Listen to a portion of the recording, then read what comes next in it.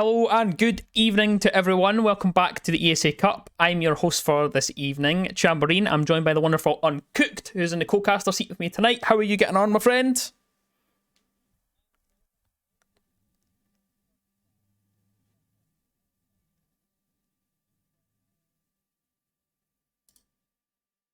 Hopefully they go well indeed. I do apologise because I think some of your audio's coming through a little iffy on my end, but I'll get that sorted. I think that's an issue with my overlays. I'll run through the schedule and I think I'll have it fixed for the map ban, so just give me a moment for that. But I'll run through the schedule just now so you know what's happening, everybody.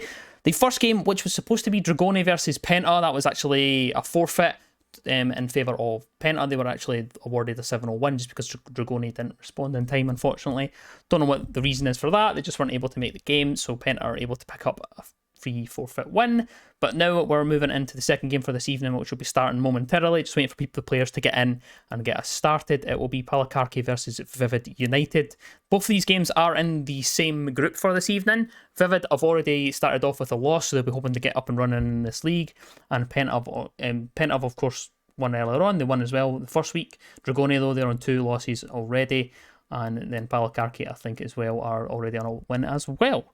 So we'll head into the map bans and we'll get a look at where we are going to be heading for this evening's game. And hopefully my audio is a bit better now. It's fixed now. It is fixed. Awesome. So it looks like that we're going to get started off here into the map bans. And the first map will be... Drum roll. I can't do that. It's a theme park being taken out by Vivid United. Honestly, I'm not expecting any of the newer maps, theme park, skyscraper, border, just because, well, they've been out for quite a long time. We only recently saw skyscraper just the other day. So yeah. However, that being said, Oregon is also out, kind of a classic, not being seen as much anymore, but it's certainly one of those classic maps. And Cafe Dostoevsky as well. Haven't seen that much. I don't actually know if it's been casted at all this season, but it certainly hasn't been seen much either. Bank as well is one of those maps that has only been played once or twice. So, and Skyscraper goes along with it. So we're getting down towards the meat of things here. Border, Chalet, and Clubhouse left. I think. Okay, so it is between Chalet and Clubhouse. These two maps are a bit of a curse for both me and Chamberine. Clubhouse is their particular curse, and it seems like that's where we'll be heading. Third one in a row for you, Chamberine. What's your opinions on that? Well, I do like the map of Clubhouse. It's a great map to cast, however, 3 times in a row. And I don't even think it made any appearances yet until last night, and then suddenly we've got 3 in a row. So I'm quite surprised. It's like London buses. I was trying to think of the analogy, but yeah, it's like London. It's like a bus in London. You wait for ages for one to come along, and then 2 come along at once. Yeah. Well, in this case, 3, I guess.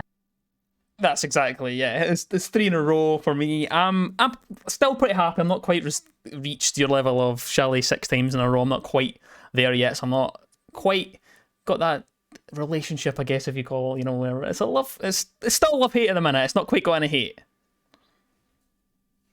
Well, yeah, I'm gonna be honest. I've still got some Chalet brain rot. You might find me giving this the complete wrong call out, so I apologize in advance. There is no Solarium on Clubhouse. I need to remind myself that probably about 3 or 4 times before we get started. Yeah, I'm sure it'll be fine. I'm sure they'll come to us eventually. And pretty much we're ready to go, so I'm just gonna basically get us started. We'll move into the bands and we'll get going. We'll basically get started. I think we're just waiting on a couple of people to tidy up the hand cams, and then you can go. Of course, this league is fully hand cam to make sure no one's playing bad games behind the scenes, but looks like that's going to happen. We'll get us on to Clubhouse momentarily. Yeah, it looks like we are going to get into it, heading over to Hanover in Germany to take us through the only map of the night. Obviously, as Sham said earlier, the previous game was a forfeit. That's the second forfeit loss in a row for Dragoni, which is quite unfortunate. And Palakaki were the fortunate victors of that fixture last week. So this is going to be their actual first game played in season 5.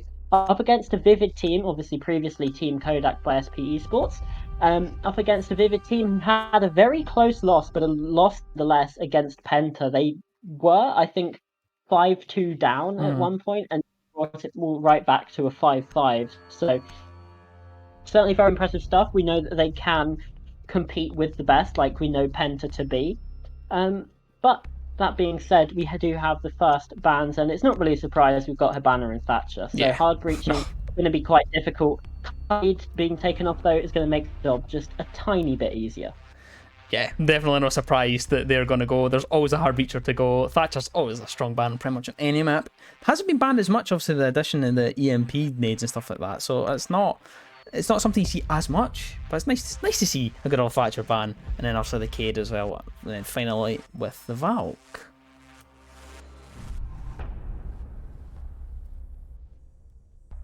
Valkyrie, of course, is another very strong operator to be banned away. Black Eyes can obviously there's just so many places that you can hide them that can give the defensive team just so much intel, and that's probably one of the main reasons that we see her being taken away. Obviously, just very, very difficult to find them unless you want to bring along an IQ. But then, that's one of your other operators that you might want to bring along having to be replaced by the operator, which, let's face it, guns aren't the greatest, and you've got an option of a soft breach charger or claymore, so again, that secondary utility isn't the greatest either, so IQ very much is a bit of a sacrifice if you want to take her along. Yeah, definitely. I totally agree with you there. They're interesting enough though that they got the Valk ban out of the way. There is an Echo on the board though, so there's still some intel in mind, at least from that side. So they've just opted to drop the Valk away. You know what? We're gonna do the same job, but with Echo. At least it gives that extra bit of utility when you can deny the plant should they need it. Maybe they're just gonna play for the plant. It really does depend. They do have the castle down below, making a couple of those areas a little bit more fortified, and of course reinforcing off the garage area as well. So it looks like a pretty standard vertical hold from them. The frost in tow as well used to be someone you would never see in comp, but now very much a mainstay, especially with the addition of that extended barrel. So I'm hoping to see some action from those frost mats tonight.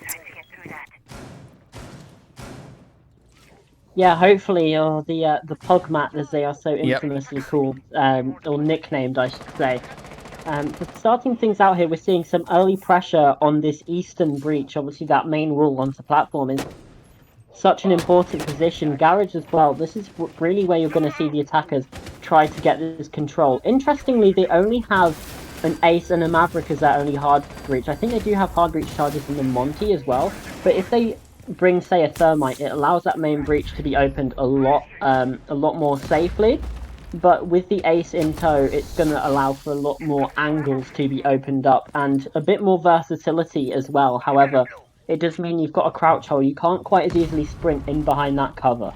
Yeah, and they've done quick work there. They open up that breach using that Ace. There's some beautiful, nice angles held up there. You can see the Maverick on the other side of your screen holding that angle as Hooty Tooty pushes up on the rafters to push the frost out. Roos is going to find the opening pick though. That's onto Old Penguin. So the first victim to fall down tonight is, in fact, the attacker side of the Capital. Pistol drops, so the shield is down. They're going to try and get rid of the player on rafters and just takes it into their own hands. No one came to support Hooty Tooty as they pushed up the rafters, eventually got rid of the frost. So that's the control of garage established, as Hartika is the one that is on the repel, presumably in a moment, just to hold on to that angle all the way through and towards CC, make sure no one can cross without at least losing a little bit of HP. Zenak at the top of the red stairs, joined in tow with the Echo of Kodaft as well at the back. Just using some of these drones just now to try and find anyone that's moving around and trying to get into the site. Looks like they're going to try and hop in through the CC window in just a second. Timu's the one that has the Flores there, and it is actually the Monty, interestingly enough, that has the diffuser with them in tow.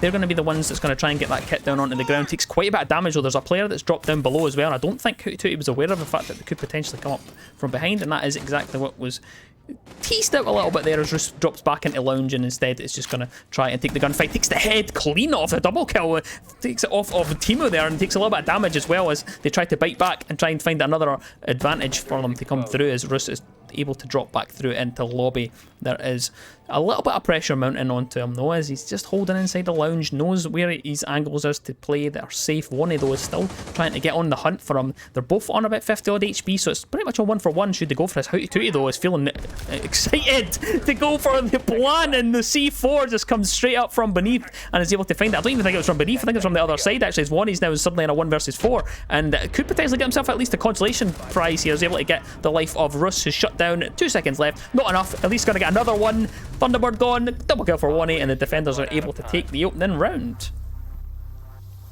Very well done from the defense there, especially from Rusa, who locked down that lounge area, made sure that that underneath control was never really fully set. That C4, I'm not entirely sure whether it was a pre-placed C4 or whether it just came over the top, but Rusa getting that double kill from down below meant that there was not the adequate cover needed on the site, which allowed that C4 to go off, whether it's because they were holding down that lounge area and it couldn't be shot, or just because there wasn't enough cover actually on the bomb site itself.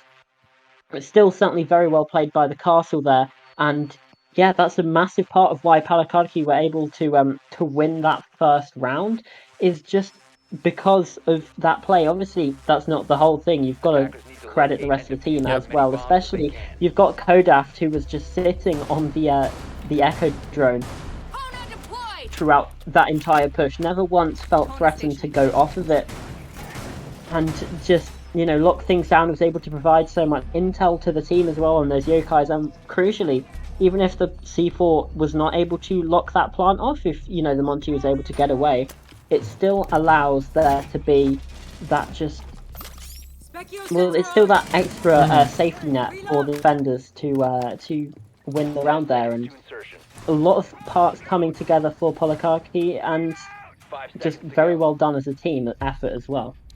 Yeah, I feel like it was actually a bit of a missed opportunity from the attack there of Vivid, because they'd actually got some stuff done. They had quite a lot of pressure onto the rafters, and they didn't have anybody really to support them onto.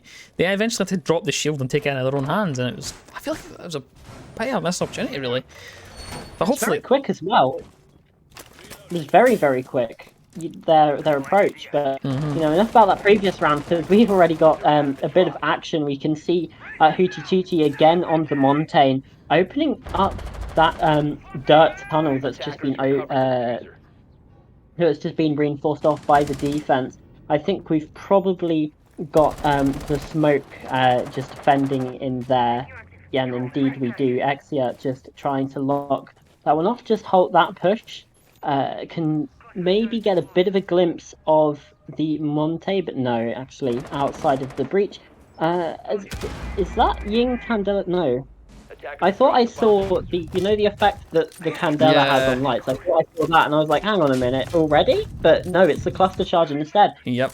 Fuse. What do you think about Fuse? Because very rare pick, in my opinion. Yeah, it doesn't really come along often, but if there is going to be a site to bring it on, it's definitely a basement attack there, because they're just raining hell down in the Arsenal. Not even being able to get a scratch on a single player though, because of course they do have the Thunderbird inside. Kodaf took a little bit of damage, but was able to get back and get themselves that hit HP back. So all those fuse charges pretty much sent up for nothing though. The impact there, whoa, Zenak just about taken out of the round, takes quite a bit of damage trying to go for the impact trick. Is able to get it up there to at least stop one, but the hatch will inevitably fall. Kodaflo's going to find Timo as well, and it just pops up the staircase there just from behind, and is able to get himself a free kill, and wants to go for a second, potentially just gonna just pull back a little bit, slow things down. There's still a minute left. Got the free kill, instead just gonna go up to the top floor. Hartika though is gonna lose it on the vertical angle though, as the swing comes out from 90. Is gonna send that P90 straight into the skull of Hartika and just cleans out that round though.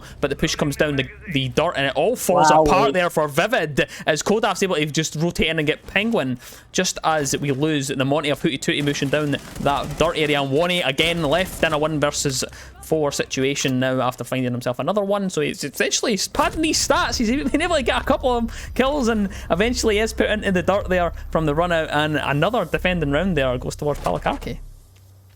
I've noticed it's actually Vivid that defending. The overlays the wrong way around. Yeah, I have noticed that as well, but it's okay. Yeah, be fine.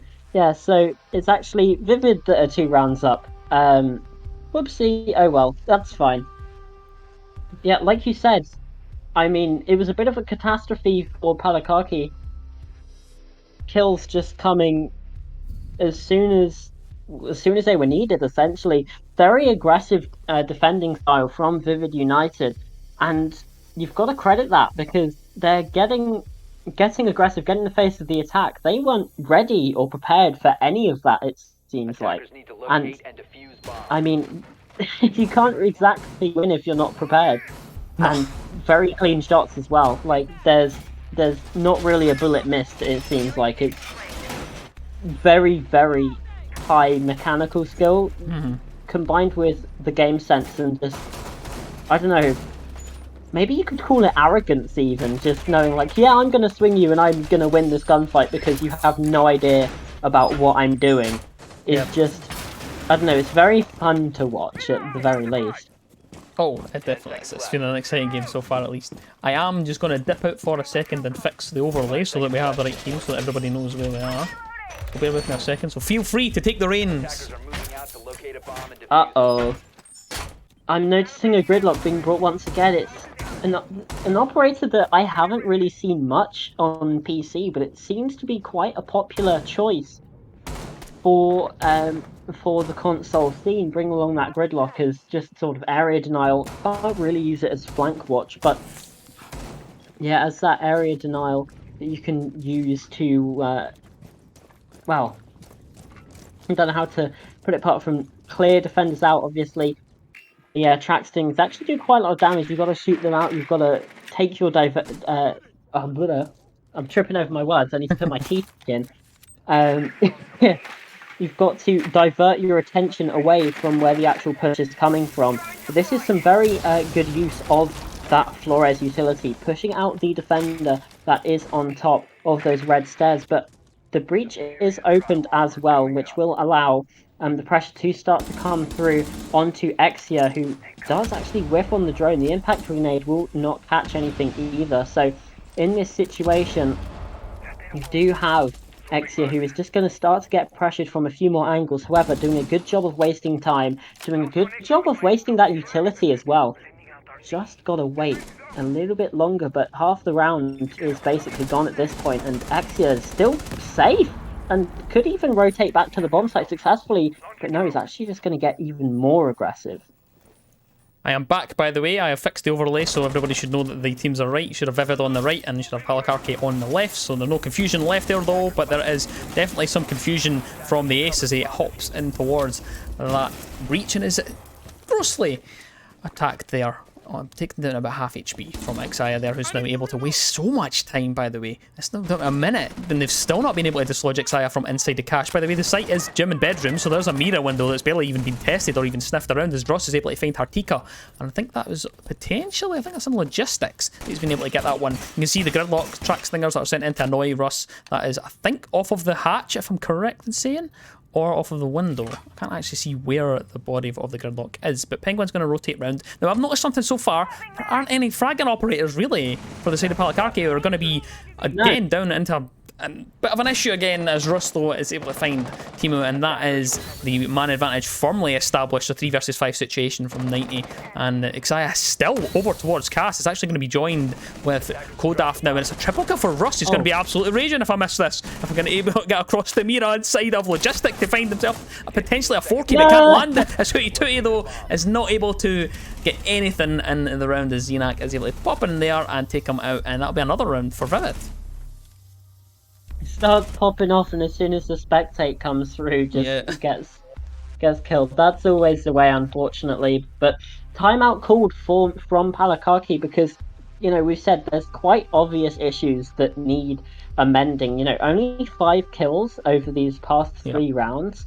There's a lot that you've got to say. You know, it's not great. You've had first round 1 on time, and a lot of it, they're not able to work this map control. They don't really have any of those fragging operators like you mentioned. I think the best that you had was like either Flores or Maverick, which doesn't seem, or maybe even the Gridlock. I don't know. It's very difficult to say. However, with the sort of compositions that they're bringing, you've got to expect them to actually be able to execute onto the bomb site because they weren't really even able to get close. They were held off on that roam by Exia, but for over half the round, if not 2 minutes, and in the end they just sort of gave up, and Exia was still there by the end of things. So yeah, lots of issues to possibly be sorted here. We are seeing Penguin going to float the Ash, obviously Mm-hmm. with attacker remake, that could still change, but it looks like there could be a bit of an improvement from Palakaki, at least in their compositions. Obviously, in the way they play things as well, it's got to be a lot snappier. We saw the first time that they attacked this bomb site, they were just too slow. Yep. They weren't very coordinated. There was, the Montaigne up on rafters who, I mean, didn't really achieve anything. Yeah. Had to bring their. Usually, the Montaigne is a distraction. Yep. The Montaigne is there to be a distraction, get up in the faces, force the defender away, and have a teammate behind you capitalize. But Hootie Tootie even had to get that kill themselves, which doesn't seem like they're utilizing their operator picks or their utility in the right way at all. And in the end, they didn't have anything to open that wall, so bringing along the Montaigne with the diffuser, I mean, that's all well and good, but when you've got to unleash the shield and then bolt into the bombs, I don't know, it just kind of completely nullifies the entire gadget and the entire reason that you brought that operator along. Yeah, I'm hoping that they tick the box quite early, so I'm hoping that they tick the same boxes. It was just the final part. They didn't really seem to tie it together. It was like, oh well, I'm gonna have rafters and I have someone on the cover, but what about the execute? I've got the thing is that I criticised them last time was having the Monty with the diffuser. This time they seem to have actually thrown it into the hands of Wonny this time, who has the ace. So that means that the Monty is free to go all the way up. But look, they've just swapped it over. I don't think having the Monty plan. I think they're thinking, you know what? They have the shield on the back. They've got a bit more coverage to basically stop people shooting at them while they plant. But the issue is, if you're thinking like that, then you're actually already pre-planning for someone to be shooting at your Monty while they're planting, which shouldn't be the plan. They should have coverage, they should have angles crossed, and it's going to be to their detriment if they don't get someone to actually support the Monty, who is currently trying to steamroll themselves up the rafters with not real any support other than Wonny behind them on the garage door. You can see the Maverick up there is actually going to lose their life from a swing out through the breach from Zenak, who's able to get the opening pick of the round. And again, another one's going to come out though. Russ is going to find Penguin and he's gone straight out the breach. Zenak is hungry for it, but just decides that they regret that action and comes all the way back in to side. Just to come back to site, I want the safety. I don't want to have to hop out there. Hootie Tootie's still trying to go into rafters, and like I say, I've pointed it out, if there's no one to support the Monty and you don't actually have a cohesive plan to try and take garage, and it's just a bit more all over the place, they haven't actually got the plan in place. It seems like they have the understanding of what they want to do, but they've not actually executing it that well. One though finds Zenak, and that's at least one that's been brought back into the man count for them. Hootie Tootie takes quite a bit of damage because these echo drones are just hammering down and will presumably give him a massive headache, as you can see that Hootie Tootie is currently disorientated as they're still trying their damnedest to get into garage, but it's just not going to happen without the support. You see Wonny though trying to be as patient as possible on that Maverick hole. They've definitely seen this strat. They definitely want to keep playing. It's the same thing they did the last time, but not even going to notice that there's a frost still on rafters there. Hootie Tootie, I keep going to say Tootie Fruity there, is still on the garage door, still trying to find one. Wonny again is going to end up with a great KD if he keeps end up in a 1vx scenarios. He's able to get himself another one as they go hopper out the garage door. Wonny still on full HP. He's on 5 kills and 2 deaths, and I don't think a single one of them has been outside of the last 30 seconds of a round. 90 Kodaft and Russ are left on the round for Vivid, and it looks as though this is another round that is going to slip away from Palakarki as they're just not able to get any rhythm whatsoever on Clubhouse. You can see the highlight there up on the top floor as Kodaft is proning out. There's somebody wants to try and get the kill, somebody wants to pad out the stats a little bit, and eventually someone will. It will be 90 to hop out and gets Wonny, and that's 4 rounds flush for Vivid. Yeah, and you said it, the Echo drones, Kodaft again, just sitting on those yokais, providing such good utility for Vivid United. And it was the same problems, and Vivid obviously read into that. The problem with those timeouts is they can work both ways. Your attack can have them, but so Vivid also get that timeout, and it seems like they definitely figured out what the approach was going to be, which was, I mean, let's face it, Palakarki pretty much did the exact same thing for a second time, and Vivid were able to read into that, and were able to finish it out in a much better way than they did the first time, which is just, yeah, I mean, you've got the Montaigne pushing up, but you have all of that utility, and they had the breach open. Someone's got to be applying pressure. You had people droning on the roof. It was just not very coordinated. And I hate to call teams out like this, but there has to be some serious discussions within Palakaki right now, because it's, I don't want to say it's bad, but it's certainly not good the way they're playing. Yeah, it's looking pretty bleak. They do have 4 members who are yet to get a frag into the game. And of course, frags don't always win games, but at this stage, they do need someone to step up and start winning some gunfights. At least if they're not going to get the cohesion there with the attacks and at least get some form of strategy going, then they need to get someone to get those kills. Yeah, it's like, frags don't necessarily mean that you win a game, but it's a necessary part of it, right? You can't win a game without frag, but at the same time, you've got to have some strategy as well. And it seems like Palakaki, I don't know, their strategy is kind of lacking. Their frags definitely are. It's just certainly a head scratcher, for sure. However, new rounds, new horizons, new opportunities to get some points on the board, and that's what Palakaki are going to be trying to doing in this round. They've opted away from the Montaigne. They've still got an Ash this time, Timu bringing that one along, Nomad as well.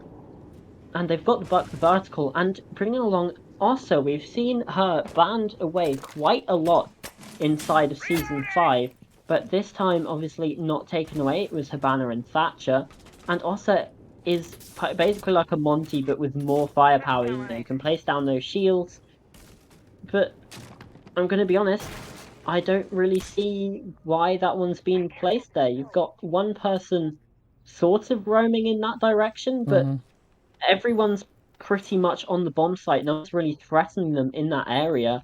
And once again, it's just taking a long time to get everything cleared when a lot of the map control is already theirs. They just aren't aware of it.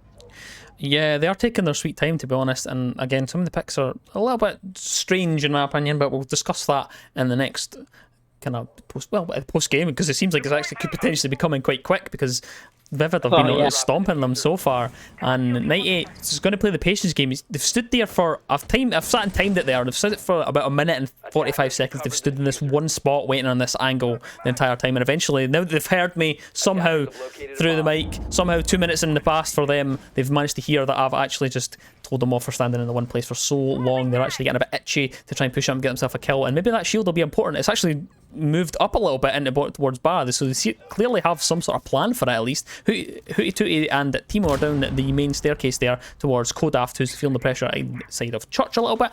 They're actually getting a little bit of a foothold at least, and the vertical play is starting to come out. The hatch is still not open though. Hootie Tootie is going to take quite a bit of damage as Xenak though gets aggressive, pushes up, gets himself the double. No way. Penguin though is going to find 90, at least one's going to come back into their favour, and it's a 3 versus 5 situation. Look at this, going to just hop back down into sight. I've got myself a double, cool as you like. Out the main door, gets the double, goes back, just going to heal up, and I'm going to chill out a wee bit. I don't need to do anything else. That's pretty much my job done for Xenak. Penguin takes a little bit of damage there, and they get downed as well, as they got down as Wani actually that's on the floor inside of Church, just as Xenak again for a triple on the round, and wants the ace probably. Going to be feeling hungry, just wants to collect a little bit of health though. He's not going to get the ace because one is going to be taken out from underneath on a knife in hand there as Kodaft is able to get the last pick onto Hartika, and another convincing round for Vivid. Just falls apart for Palakaki, and they really need to get something together here to get these attacks underway for Clubhouse.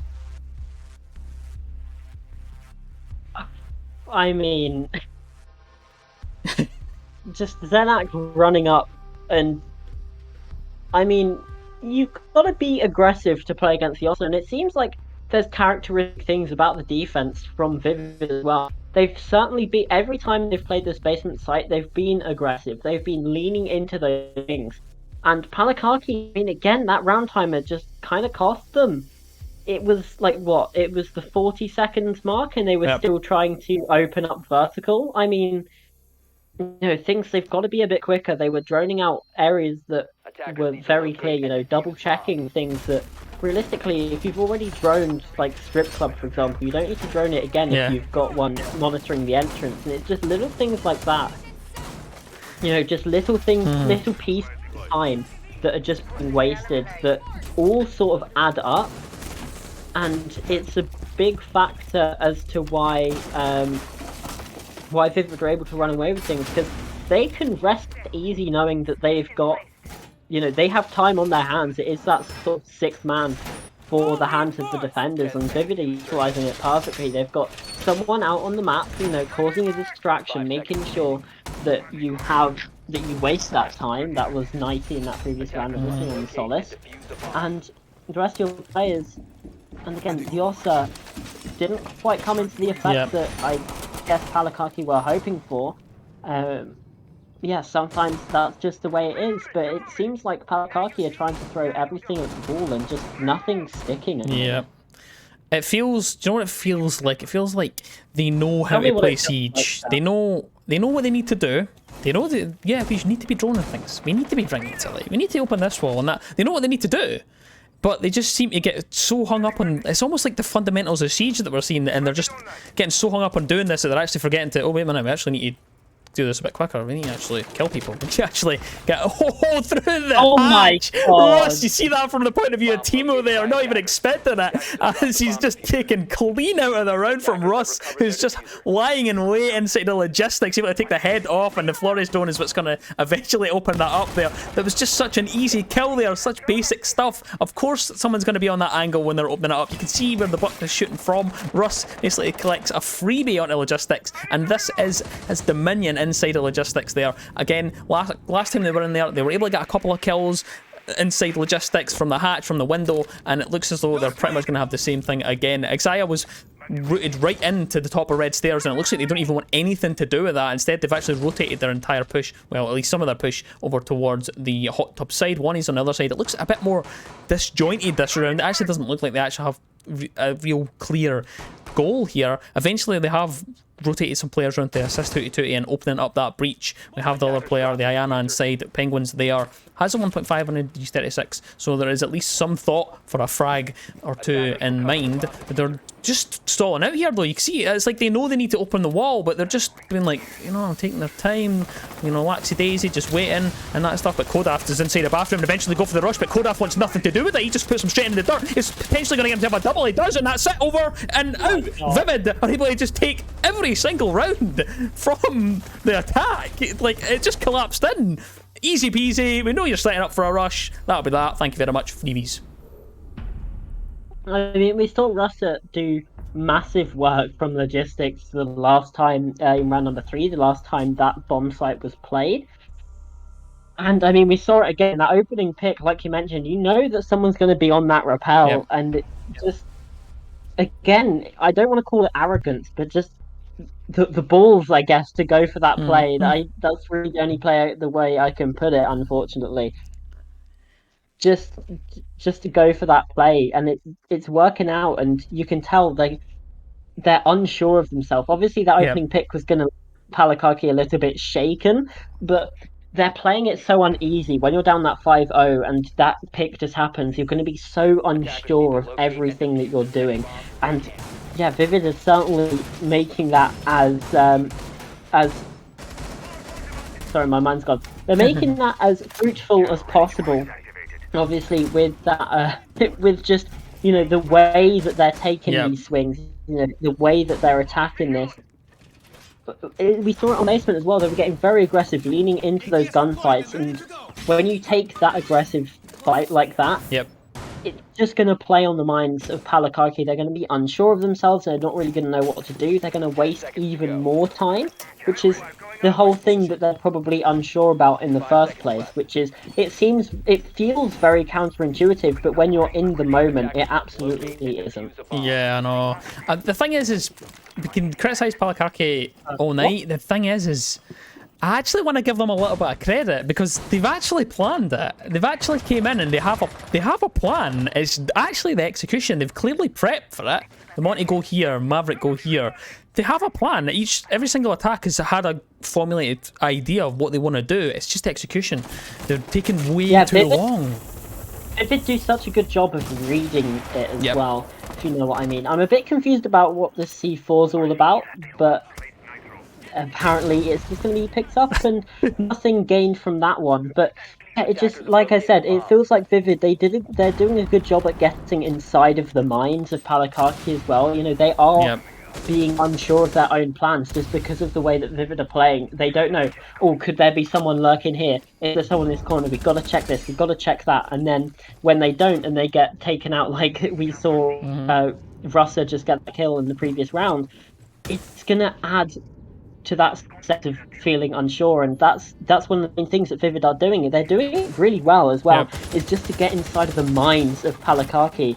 And yeah, again, Palakaki certainly come in, they know what they're doing. It's just how to do it, I guess, Yep. maybe isn't quite piecing together inside of this match in particular. Yeah, it's a shame. It's a shame to see, but can't take Yeah. away from Vivid. Vivid have been excellent so far, and just like they've been excellent in their defense, their attack has been pretty good so far. They've got the walls open, they've got the things they needed to do so far. They've got all the way up to construction. It looks like that is where they're going to formulate the plant from. You can see Kodaft on the other side, and the first pick goes towards Zenak there, who just takes the player out of the top of the red, and it's a double on the round, goes into the site. That's the Zofia, hungry for more. Hunter killer mode has been activated as they go straight through the site to try and find another one, but they're not aware of the fact that there's someone on the bottom floor. Kodaft is going to find Timu as well on the other side, and it's old Penguin. I think it's old or IO. I'm not 100% sure. Penguin now there. Hopefully they've seen that Claymore as they go up the stairs for the rotate round, and another one nearly falls victim to that. Just sees it though, but Nighty is going to put Penguin in the dirt. Good Nighty, says Nighty, and that will be it. 7-0, clean as you like, is all over, and Vivid take it. Well, certainly a better scoreline, better game from Vivid than we saw last week against Penta. Well, that game was certainly very close. This game, anything but, like you said, a 7-0 victory. Just wipes the floor with Palakaki, who, we can't harp on them too much for this, to be honest. We said it before. They played well, they came into it with a plan. It's just Vivid outclassed them in almost every aspect Yep. of this game. The frags, the pace, even it felt like even when they were defending, they were attacking just because of how static sometimes Palakaki were. Yeah. And I mean, 7-0. What can you say apart from it's a bloody good job they. Yep, convincing stuff with Vivid. Not so convincing stuff from Palakaki, who, to their credit, they did have a plan. They did seem like they had the boxes ticked, but it was like you said, you mentioned it earlier, like it almost felt like arrogance. Like, we've planned this, we've actually got to execute what we want to do, and Vivid just messed it up for them every single time. They just weren't able to do it. There was like, oh, there's someone on the reverse of this angle. I was told this is a good angle to use, and they didn't expect someone to actually contest it. And Vivid punished them for every single missed opportunity there. Every single time that they looked like they were going to get maybe an edge into the round, it just wasn't enough. And Vivid just get pretty much an easy result from they'll be like, they'll be happy with that. I'll take that, 7-0, seas later. Dropped in less than 40 minutes for that game, and that was seas later. That was basically it. Yeah, and the thing is, I don't want to call it arrogance because that sounds like it. Obviously, the word arrogance has negative Yeah. connotations, and I can't think of the word that it is, but it's just sort of like the confidence, Yeah. but just it seems like they're almost overly confident, but because they've done it so much, it works out anyway. Just because, Palakaki a bit more reserved. When you're down that much, it's very easy to sort of be unsure of yourself, not want to go for those frags because you could be like, oh, what if I cost my team the round because I run in and die, and Yep. everything kind of falls apart from there. So Vivid United, they very well controlled of the timer in pretty much every round. Yep. Very good control of just the meta game as well. I know I've been saying it a lot, but that is one of the things as well. Siege is not just a game played in the server, it's also played in the mind. The mental game is almost as important as what actually happens in the server. And again, 7-0, Yep. Vivid certainly going to be happy with that. Yeah, I think Yeah, anybody would, to be honest. 7-0 is that's the second one I've casted over. I don't know about yourself, but to get 7-0 I is haven't casted a 7-0, but yeah, and maybe people won't Palkaki, maybe people won't want me to cast now because they'll get 7-0. Oh, 0. Oh, 0 'd. Oh, oh, no. maybe. That's not I a mean, stigma I want. No, it's almost as bad as the we're going all the way to overtime. Yeah, exactly. It's like Ace and Tim on SI always getting overtime. I don't want to. And Like, Tim, may this yes, be the end of the yes. 7-0s. I have to apologise for the next team that gets 7-0 because I guarantee it will happen tomorrow. Someone will get 7-0 and then it'll become a trend for it. But that's going to be pretty much it from us tonight. I'm going to be back tomorrow. I think tomorrow it'll be Arya that'll be joining me. It's been a good. This has been our first duo together, me and Uncooked. It's been a wonderful night. I hope you feel the same. Yeah, I've very much enjoyed it. Always love casting with a new face. I hope we Mm-hmm. get to do more in the future. Obviously, it's Mm-hmm. always good to meet new people and make new Oh, friends of and course. make new memories, which it will certainly be one that Palakaki will want to Yeah. forget. That's it from us at ESA Cup Season 5 for tonight. You've got Chamberine and Aria tomorrow to grace your screens and hopefully your eardrums as well. Mm-hmm. But as I say, that's it all from us. So I think that's going to be farewell for Yep. today. Thank you all very much for watching. We will see you in the future for more SA Cup. Bye bye. Bye bye.